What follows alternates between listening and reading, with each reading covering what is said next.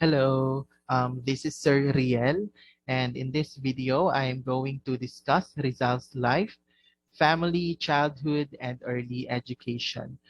So to start the lesson, let's have first the intended learning objectives. After the completion of the chapter, students should be able to, number one, analyze Rizal's family, childhood, and early education, and evaluate the people, events, and their influences on Rizal's early life. So points to discuss, we have Jose Rizal's family, childhood, and early education. So sino nga ba si Dr. Jose Protasio Rizal Mercado Alonzo y Reyolonda?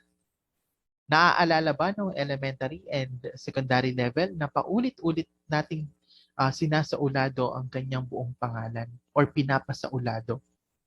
Try to reflect, no? As of the moment, saulado ba ang buong pangalan ni Rizal? Alam ba ang ibig sabihin ng kanyang mga pangalan? Let's see. Later, pag-uusapan natin kung ano nga ba ang ibig sabihin ng pangalan ni Dr. Jose Rizal. Again, we have Dr. Jose Protasio Rizal Mercado Alonzo y Reyolonda. Okay? Sino nga ba si Dr. Jose Rizal? So, tinaguri ang isa sa pambansang bayani ng Pilipinas. Although wala pa tayong declaration ng bayani, I just want to remind everyone, pero si Rizal ang isa or nangunguna sa kanila, no? Along with Andres Bonifacio at iba pa. So, malaking palaisipan pa rin kung bakit hindi dinideklara si Dr. Jose Rizal. Maybe na rin dahil ayon sa batas, ang isang bayani ay kailangang purong Pilipino. Knowing na si Dr. Jose Rizal ay may ibang lahi. No, may lahi siyang Japanese, may lahi siyang Chinese, may lahi din siyang Espanyol. And marami din ang against dito, no? Kasi meron tayong iba't ibang perspective kung sino yung gusto nating maging national hero. Si Rizal din ay isang linguist, no? Magaling siya pagdating sa wika. He knows about 22 languages. So, master niya yung language na to, but ibang mga languages. So, maybe na rin kasi kapag pumupunta siya ng ibang bansa, no, nangingibang bansa siya, um, para makipag-connect siya sa mga taong nandun, no, kailangan niyang pag-aralan also yung wika. Sinasabi rin na si Rizal ay very talented, brilliant, and genius man of honors. Pero I just want to remind everyone na tao pa rin si Rizal. Pero marami ang nagsasabi na alam daw ni Rizal ang lahat. Pero just to give you a trivia, sa UST ay mababa ang marka ni Dr. Jose Rizal pagdating sa mathematics. Imagine, okay? No? Na tao pa rin talaga siya. Meron pa rin siyang kahinaan, kumbaga. Next, si Dr. Jose Rizal din ay isang ophthalmologist or manggagamot sa sakit sa mata. So, pinush ni Dr. Jose Rizal ang field na ito sa kadahilanan na ang kanyang ina ay may sakit sa mata at gusto niyang magamot ito. Kaya naging ophthalmologist si Dr. Jose Rizal. Si Dr. Jose Rizal din ay isang poet, novelist, a philosopher, and a historian. Sama na rin natin, isa siyang writer, no? Nakilala sa kanyang akda na Noli Me Tangere and El Filibusterismo. So more, he is also a farmer, businessman, no? Namana niya sa kanyang mga kanununuan. Isa rin siyang sculptor, cartographer or tagagawa ng mapa. Isa rin siyang bibliophile, kumbaga mahal ni Rizal ang pagbabasa ng libro. And also, isa rin siyang sportsman. Although sinasabi ng kabataan ni Rizal na Physically, mahina siya. Pero still, meron pa rin siyang kayang gawin. Okay? Magaling pa rin siya sa sports such as fencing, archery, and chess. Next tayo. So ano nga ba ang tunay na meaning ng pangalan ni Dr. Jose Rizal? Okay? First, we have doctor. Legit na doktor si Dr. Jose Rizal kasi katulad na nasabi ko kanina, isa siyang ophthalmologist, no? Naggagamot siya sa sakit sa mata. So saan naman nakuha ang Jose? Ito ay pinili ng kanyang ina na si Doña Teodora na isang devotee ni San Jose. No, nakuha niya ang pangalan ng Jose kay Christian Saint or kay San Jose. Next, we have Protasio. Yung pangalan na Protasio ay galing sa isang Christian calendar kasi during that time, pwede kang mamili ng mga pangalan dun sa Christian calendar. Okay? Next, we have Rizal. From the word Rizal, in Spanish means a field where wheat, cut white, still green, sprouts again. Or sabihin na natin as ito ay, kumbaga, yung Rizal ay lunti ang bukirin. No? Although, later mapapansin natin na wala naman talaga sa pamilya ni Dr. Jose Rizal yung apelidong Rizal. Later, pag-uusapan natin yan. Next, we have Mercado, adopted in 1731 by Domingo Lamco. Si Domingo Lamco ay isang Chinese. No? Ito yung kanununuan ni Dr. Jose Rizal na pumunta ng Pilipinas and then nakapangasawa. Kumbaga, tinatawag nga itong paternal great-grandfather ni Dr. Jose Rizal. Next, we have Alonzo, old surname ng kanyang ina. Ang E ay ibig sabihin ay and Reyolonda. It was used by Doña Teodora from the surname of her godmother or ninang based on the culture by that time. Okay? So we have Dr. Jose, Protasio, Rizal, Mercado, Alonzo, E. Reyolonda. Okay. So now let us proceed naman sa kanyang birth.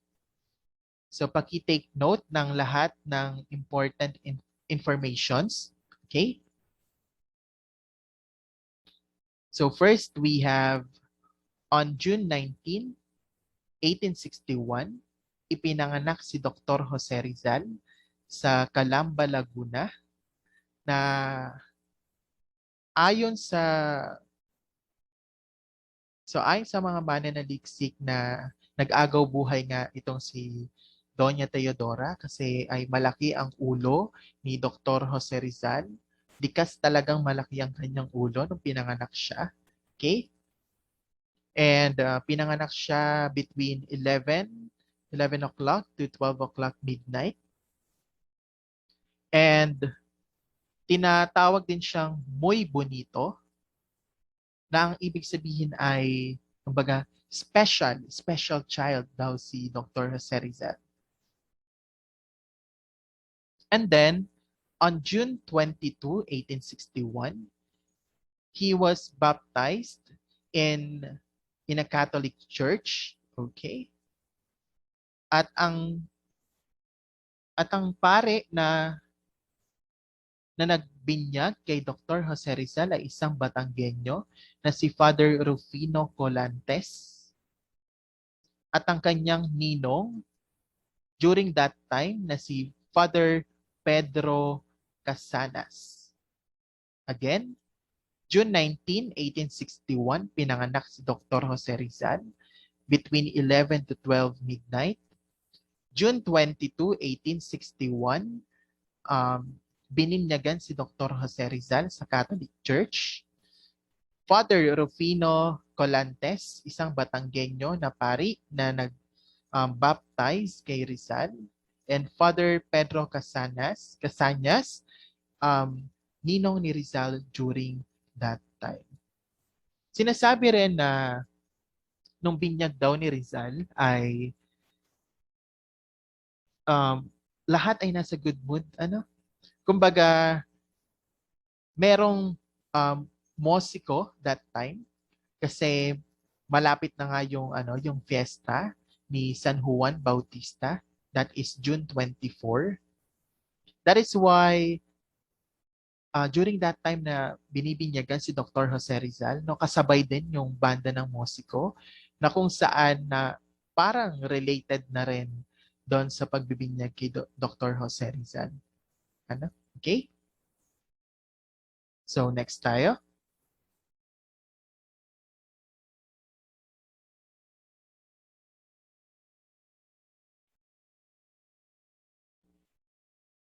Okay, pag-uusapan naman natin ngayon yung kung saan nga ba nanggaling, sino ba yung mga ninuno ni Dr. Jose Rizal. Okay? So ayon sa pananaliksik, it was started kay Domingo Lamco. Okay? Kinikilala siya na sa father's side ni Dr. Jose Rizal. Kumbaga, kanununuan na lolo ni Dr. Jose Rizal. Si Domingo Lamco ay isang full-blooded Chinese from Amoy, China na pumunta or nag-migrate sa bansang Pilipinas during the late 17th century. At marami ang nagtataka kung bakit nga ba lumipat si Lamco sa bansang Pilipinas. Okay? May mga nagsasabi na dahil daw sa ng time na yon ay taggutom ang bansang China. Meron din na nagsasabi na may kumakalat na pandemya kaya lumipat si Domingo Lamco sa bansang Pilipinas.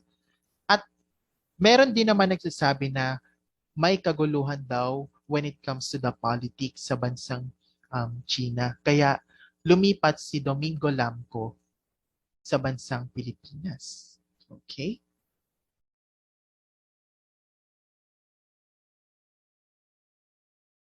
So now, ayan, para mas mapag-aralan natin. Okay?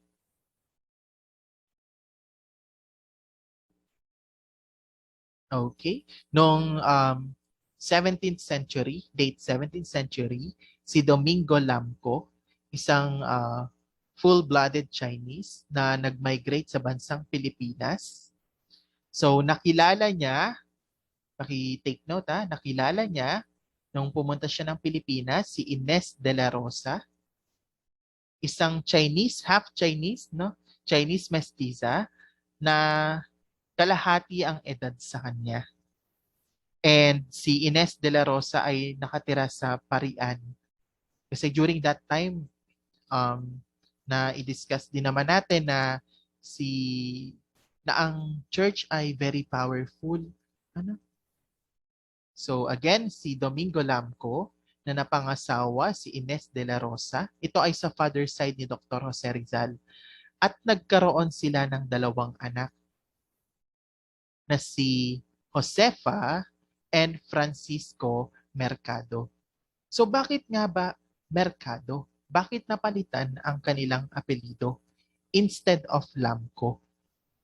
So very intriguing, So yung Mercado daw ay tumutukoy sa isang profesyon o isang trabaho, and ito daw ay mauugat sa salitang sanglay na ang ibig sabihin ay traveling merchant, or tawag ito, katawagan ng mga Espanyol sa mga Chino na pumupunta ng Pilipinas para magtrabaho. Okay? Or para doon na rin manirahan. So, sanglay. Okay? Next. Ang ibig sabihin din ng merkado ay market. Paki-take note natin ito, okay?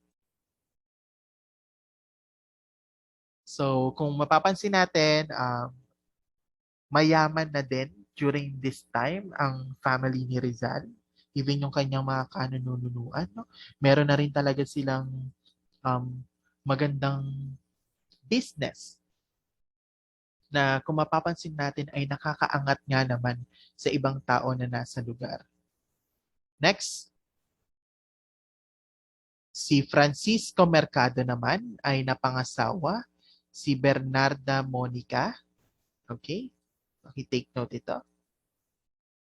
At nagkaroon sila ng dalawang anak na si Clemente Mercado and also si Juan Mercado.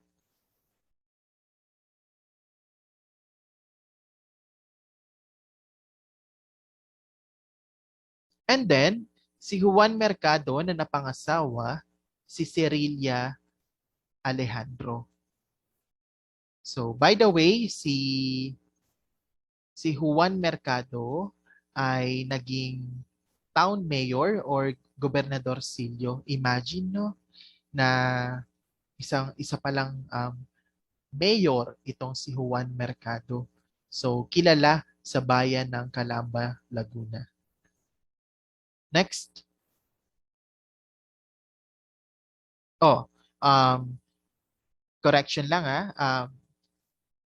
not Calamba, Laguna, it's Binyan, Laguna. Okay? So next tayo, napangasawa ni Juan Mercado si Cerilia Alejandro at naging anak naman nila itong si Francisco Rizal Mercado na ama ni Dr. Jose Rizal. Again, it was all started by Domingo Lamco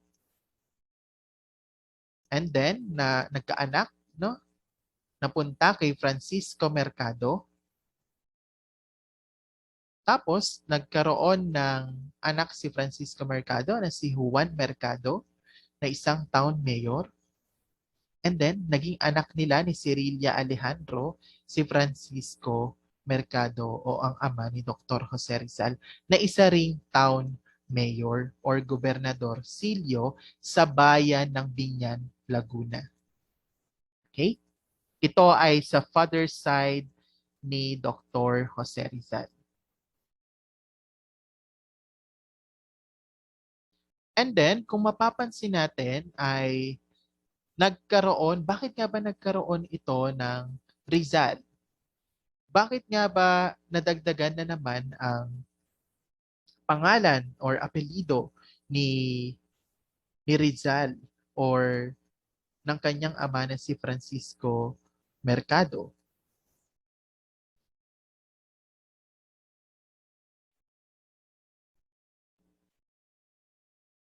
Okay, nung panahon kasi na ito ay si Narciso Zaldúa ay nag-require sa mga Indio o mga Pilipino, ito ay yung mga mahihirap na Pilipino, na pumili ng kanilang apelido. Pero yung Rizal sa Katalogo Alpabeto de Apelidos, yung binigay na book ni Narciso, wala ang apelido ni Dr. Jose. Wala ang apelido na Rizal. So, ginawa ni Juan Mercado ay dinugtungan niya yung pangalan ni Francisco, sinamahan niya ng Rizal. Nahalaw, yung Rizal ay halaw sa Spanish word na Rizal, tulad ng sinabi ko kanina, or tumutukoy ito sa negosyo o pagtatanim or pag-aagrikultura. Okay? Or pwede rin natin tawagin na luntiang bukirin. Ayan, yung word na Rizal. So next tayo. So let's go naman sa mother side ni Dr. Jose Rizal. So nag-start siya kay Eugenio Ursua. na napangasawa si Benigna Ochoa. Tapos nagkaroon sila ng anak, si Regina Ochoa, na later on ay napangasawa si Manuel de Quintos. And naging anak nila si Brigida de Quintos, na napangasawa naman si Lorenzo Alberto Alonso. Okay. At nagkaroon ng 4 na anak na sina Manuel Alonso. Okay, this is Jose. Okay, it should be Jose. Jose Alonso, Gregorio Alonso, at ang kanyang ina ni Dr. Jose Rizal na si Teodora Alonso. Again, from Eugenio Ursua and Benigna Ochoa, na naging anak si Regina Ochoa. At nung nagkaasawa, naging anak nila si Brigida de Quintos, na nagkaroon ng 4 na anak, si Manuel, Jose, Gregorio, at si Teodora. And then, dito na nga nagkakilala si Francisco, ang ama ni Dr. Jose Rizal, at si Teodora, ang kanyang ina. So now, pag-uusapan na natin ang Mercado's family.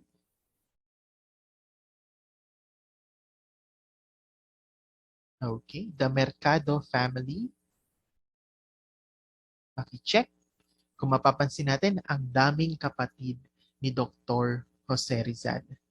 So 11 silang magkakapatid at pang-7 si Dr. Jose Rizal.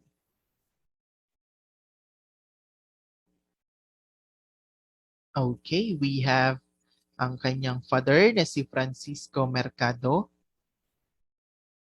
at ang kanyang ina na si Teodora Alonso na nagkaroon ng 11 na anak. So isa-isahin natin sila, okay? So first, we have Saturnina Mercado from 1850 to 1913. So tinagurian na pinakamatanda o panganay sa magkakapatid and has a nickname na Neneng, na later on ay naging asawa ni Manuel Hidalgo ng Tanawan, Batangas. Just to give a brief trivia lang about sa kanila, okay? So pangalawa na anak ni Francisco at ni Teodora ay si Pasiano Mercado. Okay? Sinasabi na ito nga daw ay the only brother ni Dr. Jose Rizal and the second child na nag-aral sa San Jose College in Manila at naging isang farmer and later a general of the Philippine Revolution. Next, we have Narcisa Rizal or Narcisa Mercado from 1852 to 1939. Pangatlo sa magkakapatid na may nickname na Sisa, na naging asawa or napangasawa ni Antonio Lopez. Okay. Si Antonio Lopez ay teacher and musician na nagturo kay Dr. Jose Rizal. I-take note ito. Next, pang-apat sa magkakapatid ay si Olympia Rizal na may nickname na Ipia, and napangasawa si Silvestre Ubaldo. Okay. Next, pang-5 naman si Lucia Rizal or Lucia Mercado from 1857 to 1919. Ang napangasawa naman niya ay si Matriano Herbosa. Tapos, pang-anim sa magkakapatid ay si Maria Rizal na may nickname na Biyang. Okay? At napangasawa si Daniel Faustino Cruz ng Binyan, Laguna. And then, we have Dr. Jose Rizal. Okay? Second siya sa lalaking magkakapatid, pang-pito sa 11 na magkakapatid. Okay? And napangasawa naman ni Dr. Jose Rizal si Josephine Bracken, isang Irish girl from Hong Kong. And then, sumunod sa kanya si Concepcion Mercado or Concepcion Rizal na may nickname na Concha. Okay? At namatay ito nung 3 taon pa lamang. Ito yung first sorrow life ni Dr. Jose Rizal. Next, we have Josefa Mercado or Josefa Rizal from 1865 to 1945. Pang-siyam sa magkakapatid na may pet na ang pangalan ay Panggoy. Okay? Next, we have Trinidad Rizal or Trinidad Mercado from 1868 to 1951. May nickname na Trining. And last one, we have Soledad Rizal or Soledad Mercado from 1870 to 1929 na may nickname na Choleng, pinakabata or bunsong kapatid ni Dr. Jose Rizal at napangasawa ay si Pantaleon Quintero. Okay.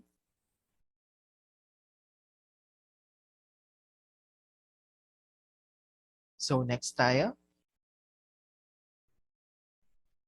Okay, we have childhood years in Calamba, Laguna. Okay. So bigay lang tayo ng mga points, okay?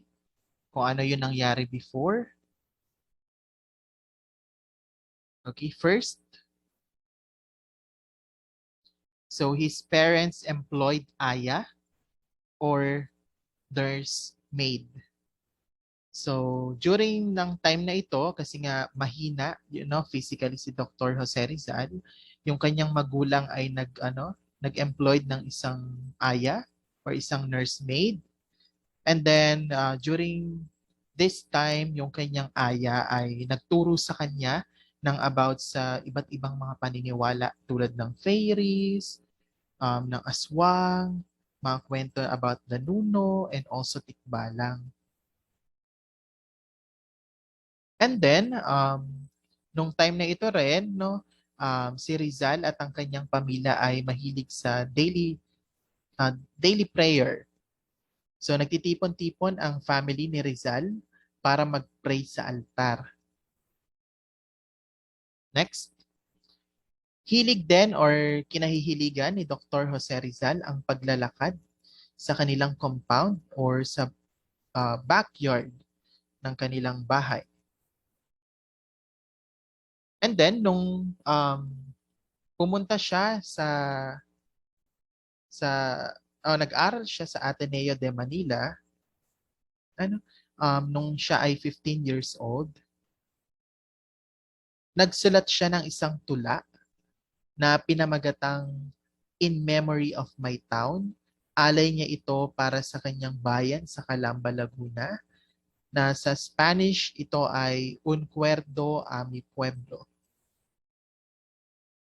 Isa rin sa pinakamalaking bagay na nangyari sa childhood ni Rizal ay yung pagkamatay ng kanyang kapatid na si Concha. ina naging malaking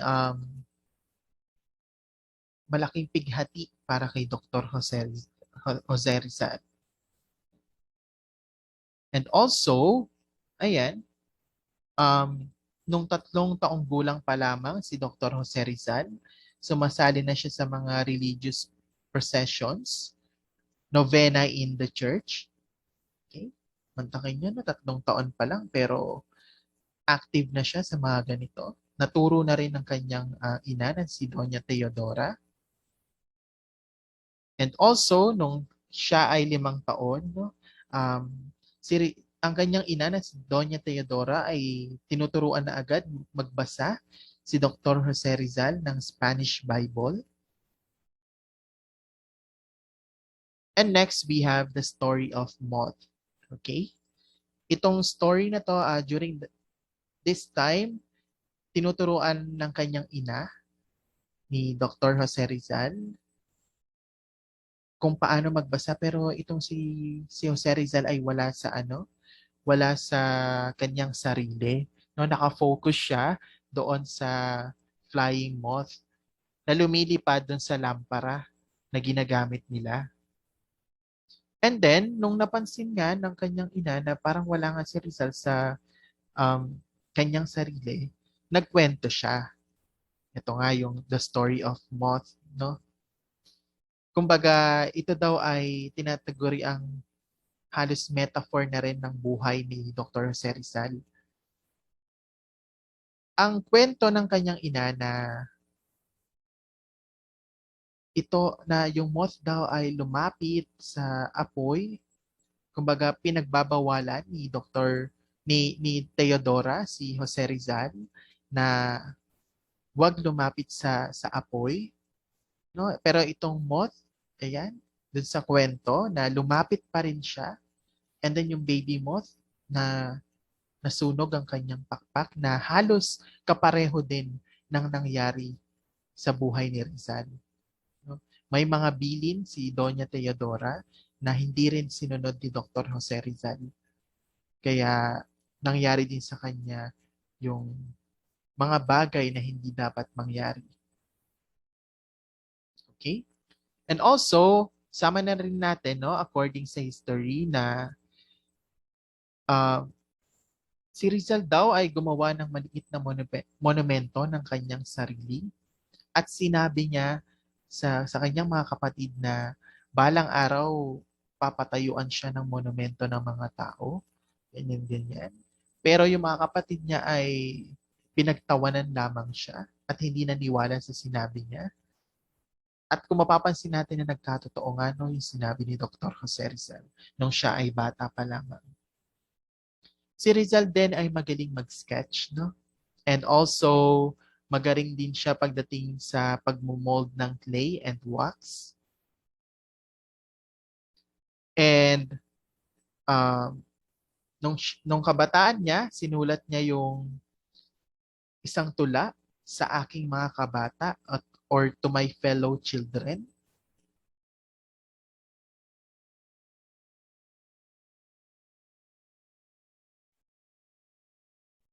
So bago tayo pumunta sa early education ni Dr. Jose Rizal, magbigay pa tayo ng ibang mga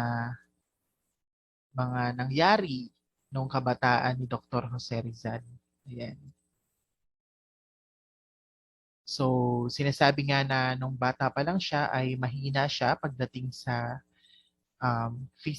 physical na aspeto, pero pagdating sa intellectual naman, no, magaling si Dr. Jose Rizal. Sa tulong na rin ng kanyang ina na si Doña Teodora na naging unang guro niya, sa edad na 3 ay marunong na rin magbasa ng alpabeto. Marunong na rin siya mag-spell ng mga salita sa pamamagitan ng katon. So spell lang natin siya C-A-T-O-N, katon. Isang uh, isang ancient syllabary ng mga Tagalog during that time. And then sobrang madasalin ng ina ni Rizal na namana rin niya nung kabataan din ni Dr. Jose Rizal, ginugugol niya yung kanyang sarili sa simbahan nakitaan siya ng potensyal ng kanyang ina na pwede nga itong maging pari in the future. Pero ang sabi ni Dr. Jose Rizal na kaya lang daw niya um, ginagawa na para magdasal ay para makakita ng mga tao. Okay? So, naging malaking ambag din sa kagalingan na meron si Dr. Jose Rizal or kanyang kabataan. Ang kanyang guro na si Jose Alberto, okay? Na tiyuhin din niya, kapatid ni Teodora. Kumbaga si Jose Alberto ay palagi nagtuturo sa kanya ng mga lessons, no? And then yung kanyang Tio Manuel naman na nagturo sa kanya when it comes to physical aspect, no? Na magpalakas. Kumbaga tinuruan din siya mag-wrestling ni Tio Manuel. And then si Tio Gregorio naman na nagsabi sa kanya, nagbibigay ng mga salita na makakapag-motivate sa kanya or makakapag-explain kung ano ang tama sa mali, na sinabing hindi lahat ng bagay ay kusang darating, no? Na kailangan gagawan mo ng effort, kailangan paghirapan mo ang isang bagay para ma-achieve mo yun. Okay. So, next tayo.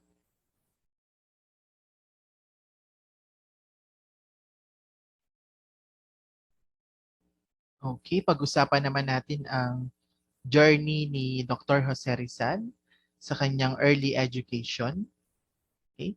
Um, Again, ang kanyang unang naging guro ay ang kanyang ina na si Doña Teodora. No? Nagturo sa kanya kung paano magbasa at manalangin. And then, naging malaki din na nag-iambag ng kanyang mga tiyuhin. Ano? Pinaliwanag natin kanina. And aside from that, no, we have also yung kanyang mga private tutors. First, we have Maestro Celestino. Pangalawa rito, si Maestro Lucas Padua. And sumunod dito si Leon Monroy or Maestro Leon Monroy na kaibigan ng kanyang ama. Si Leon Monroy ay former classmate ng kanyang ama na si Francisco Mercado na nakatira din doon sa bahay mismo ni na Rizal or ni na Jose at nagturo sa kanya ng Latin and also Spanish. Pero after 5 months, namatay din si Leon Monroy.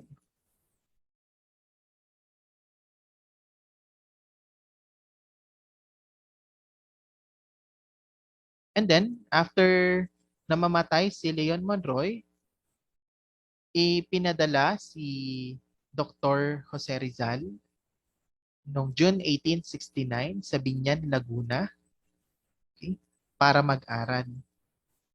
Paki-take note ang year na ito, okay?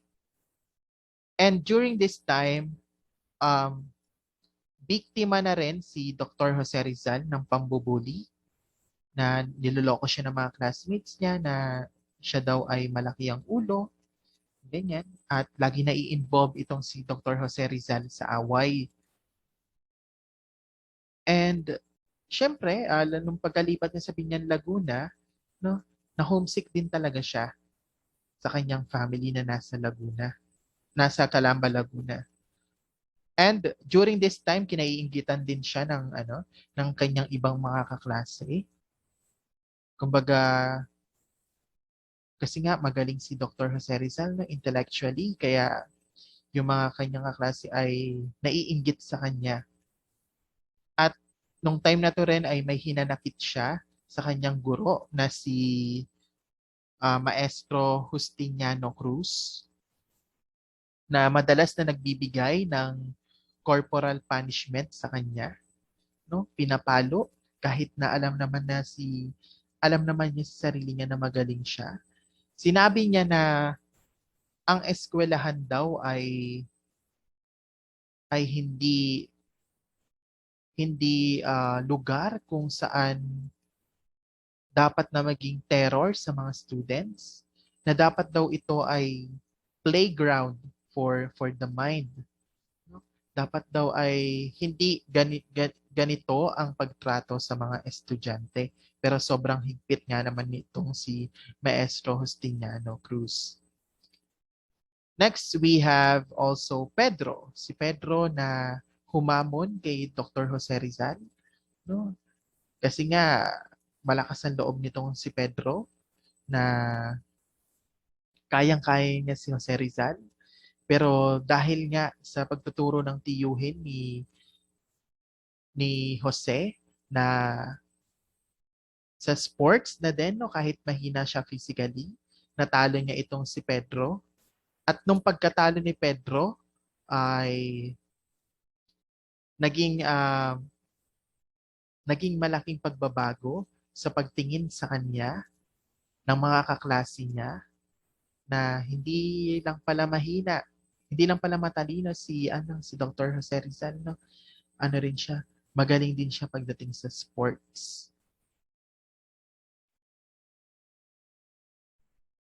Okay, next we have si Maestro Juancho na naging guru din ni Dr. Jose Rizal at nagturo sa kanya ng about sa painting. Okay, for the last one,